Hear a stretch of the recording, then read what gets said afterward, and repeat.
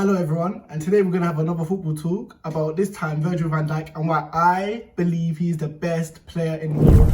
Yes, you heard it right, best player in the world, not best centre-back, no other asterisks which you guys can attach to it. I believe defenders overall, for like 5, 10, 15 years, actually throughout history, you see they've been discriminated against, except for Cannavaro, who won the Ballon d'Or in 2006, if I remember correctly. But I feel like in general, they never get the love and appreciation they deserve, compared to someone like Messi or Ronaldo, who score 50 to 60 goals per season, which I know they do. But like, you're not going to get gassed over 50 tackles won, or 60 interceptions, are you? Or 50 headers or clearances. You're never going to get gassed by that. So what more can Virgil van Dijk do to prove to you guys why he's the best? So before I go into the video, I just want to clarify, I do not believe that Van Dijk is way better than Messi or Ronaldo, because there's no such thing as way better than Messi or Ronaldo. They are two GOATs, greatest of all time. I just feel like in this space of time, in the last 1 or 2 years, I feel like he's been better. Expectations when Van Dijk first came, yeah. I remember all my friends were laughing, yeah. You're buying another player from your youth academy, Southampton, Ricky Lambert, Lallana, Mane, who wasn't proven at the time. I know he's magnificent now. All my friends were laughing like, oh, he's spending 75 million on a Southampton player.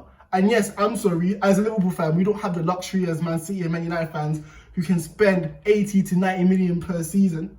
Well, not per season, sorry, per player. What people didn't realise at the time, yeah, was that Liverpool always signed small players, like Ronaldo from Newcastle, Henderson from Sunderland, Robertson from Hull City, I would like to say. They would always dig deep into the Premier League, the bottom teams, and see who the best players are, and make them better players, for instance, and become world class. And that's what we've been doing, and I knew that was our philosophy at the time. And I was thinking, when Klopp did sign him at the time, he was proven in the Premier League, and I'm not going to take credit and say he was a magnificent footballer, but I knew a lot about him, that he was going to be a very, very good player.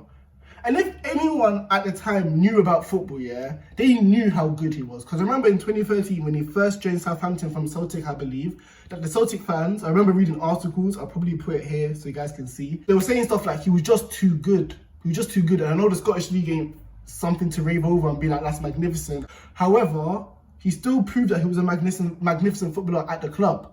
So when he first arrived at Liverpool and seeing his time at Southampton and seeing how Southampton fans spoke about him, did not want him to be sold, even though it was for a record fee for the centre-back. And the Celtic fans didn't want him to leave at the time. I was thinking, well, there must be hype around something. But overall, I did believe he was going to help plug one of the big glaring holes within our side.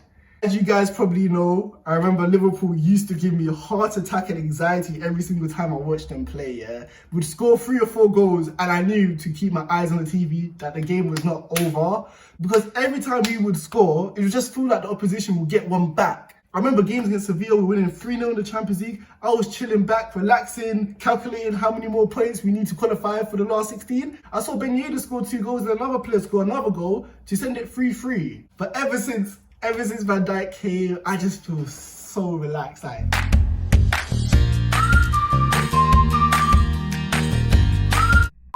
Like chilling, relaxed, because he's always so composed. You always feel like you can trust him, even when it's a counter-attack and the team are going through and goal. You just know he's there. You know he has your back. Let's just go straight into his performances, yeah. Let's not lie, let's not waste any time. It's been a 10 out of 10. I feel like a 15 out of 10. Like, he's just been magnificent. Like, he has shown no weaknesses within his game whatsoever. Picture all of the best centre-backs you've seen in the Premier League history, yeah. John Terry's leadership, I feel like somewhat. He's aggressive and strong like Vidic. He has the passing ability as Rio Ferdinand. Like, this guy has no weakness within his game. Like, the way he sprays that ball to Mane and Salah, yeah. But like, the way he pings it like 50, 60 yards like it's nothing. Like, when he's on the ball so composed, it's just like, wow, like, I've seen why you were a midfielder slash a striker in your earlier years. The thing I love about him the most, yeah, he just has that fear factor, which strikers or wingers are scared to go up against. Like the thing is, I see world-class players literally go against Trent or other centre-back on the other side just to avoid Van Dijk, because they know, how do we get past him?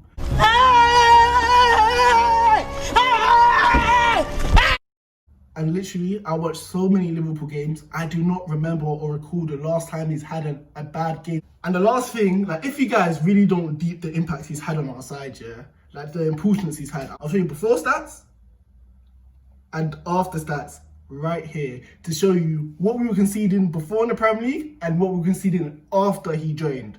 The thing is, you have to deep the attacking talent Van Dijk has had to go against. People like Kane, Son, Aguero, Sterling, Martial, Rashford, all these players.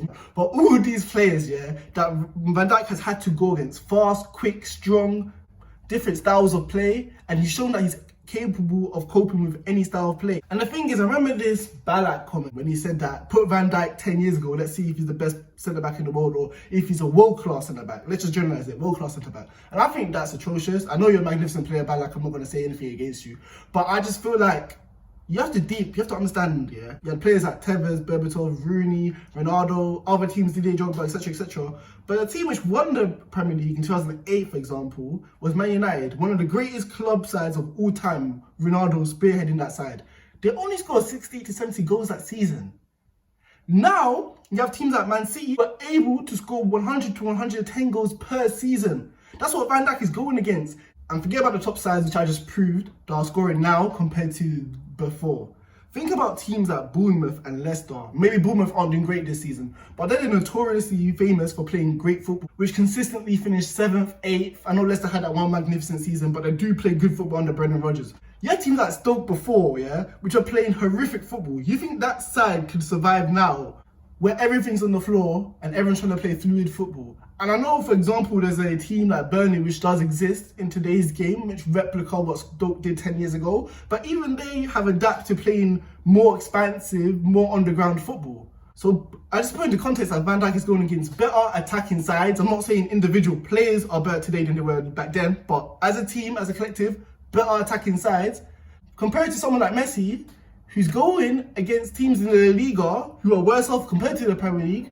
I just want to talk about the system Van Dijk has played in, and obviously he's been a 10 out of 10 for that as well. The system Liverpool play is vulnerable when it comes to counter-attacks and always leaves the defenders exposed. So I'll go through with it right now. So all you guys know, Liverpool play a 4-3-3 system, high press, usually high line. So yeah, this high press football allows us to win the ball in dangerous areas, which allows us, the likes of Mane, Salah, Firmino, to work their magic and score a goal. So this usually leaves the defense exposed because there's a big difference between the defense and the goalkeeper. So if you really were able to play one ball over the top, for example, and you had a world-class midfielder on the other team who did that, we would be exposed. Not just that, let me talk about our fullbacks here. And I know Trent Alexander-Arnold will be regarded as a Liverpool legend. I hope so, yeah. I do not want to attack him, yeah. But we all know defensively, he has not been magnificent. He is way better going forward. I think he's one of the best passers in the league right now. But going forward, that's his strength. But going back, we've seen players like Sterling like run him around. That's why Klopp prefers to play Gomez as a right back, because he knows that Trent can be exposed by him. And even Andy Robertson, who is magnificent going forward. Those are our two main creators, which leaves our two centre-backs exposed. And since we're playing this high press, and those players keep flying forward, there's no protection for Van Dijk. Maybe the CDM, Fabinho, Henderson. But even when they join in the high press, our two centre-backs are left exposed. Klopp usually does this because there's that much trust in Van Dijk that he's going to be there to stop a counter-attack because he's that good. What you guys have to realise is that Van Dijk doesn't have like the best centre-back to partner with. Like, he's doing his job and their job at the same time. Not to like discredit or underrate people like Gomez and Matip. But when you see someone like Sergio Ramos as a centre-back, he has someone like Varane, another great centre-back right next to him. Bonucci, Chiellini, another example. That's the thing.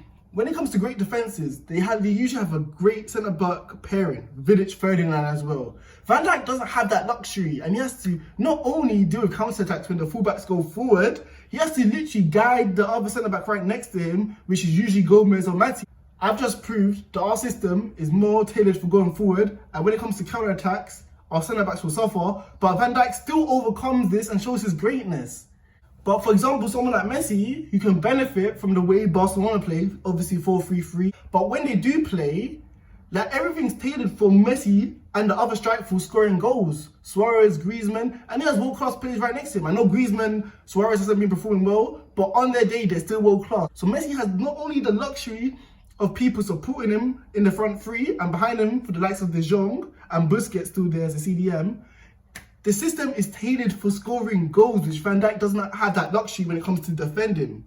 John Terry had that luxury under Jose Mourinho in 2015 when they won the league, when he had Matic as a CDM. They had defensive-minded fullbacks as Azpilicueta and Ivanovic, he literally had all the protection around him to prevent people exposing him for his slow pace. Van Dijk does not have that luxury.